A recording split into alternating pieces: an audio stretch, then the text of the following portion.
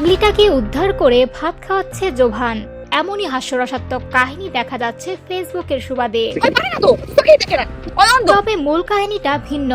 ছোট পর্দার জনপ্রিয় জুটি ফারহান আহমেদ জোভান ও কেয়া পায়েল, এই দুই তারকার রসায়ন বরাবরই দর্শকদের মন ছুঁয়ে গেছে। তবে সম্প্রতি তারা পর্দায় এক ভিন্ন রূপে দর্শকদের সামনে এলেন। বিশেষ করে কেয়া পায়েলের উস্কো খুস্কো চুল ও মলিন পোশাকের পাগলি লুকটি সোশ্যাল মিডিয়ায় রীতিমতো ভাইরাল হয়েছে। এই ভাইরাল লুকের রেশ ধরে এবার নতুন এক মজার কাণ্ড ঘটিয়েছেন জোভান। তিনি তার সোশ্যাল মিডিয়ায় কিছু ছবি শেয়ার করেছেন, যেখানে দেখা যায় শুটিং এর বিরতিতে সেই পাগলি সাজে মন দিয়ে ভাত খাচ্ছেন কেয়া পায়েল। ছবির ক্যাপশনে জোভান লিখেছেন, পাগলিটারে উদ্ধার কইরা ভাত খাইতে দিছি, কয় ভাত খাইবো না বিরিয়ানি খাইবো। অভিনেতার এই রসিক মন্তব্যে ভক্তরাও বেশ মজা পেয়েছেন।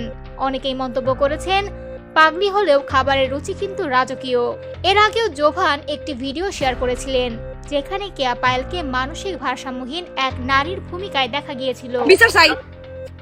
সেই ভিডিওতে দেখা যায় জোভানকে তেড়ে এসে কেয়া বলছিল, এক কেড়ে খায়ালামো। কিন্তু মূলত এটি ছিল নতুন একটি নাটকের শুটিং এর দৃশ্য।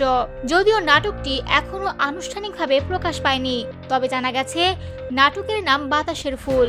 জোভান ও কেয়া পায়েলের এই অফস্ক্রিন খুনসুটি দর্শকদের আগ্রহ আরো বাড়িয়েছে।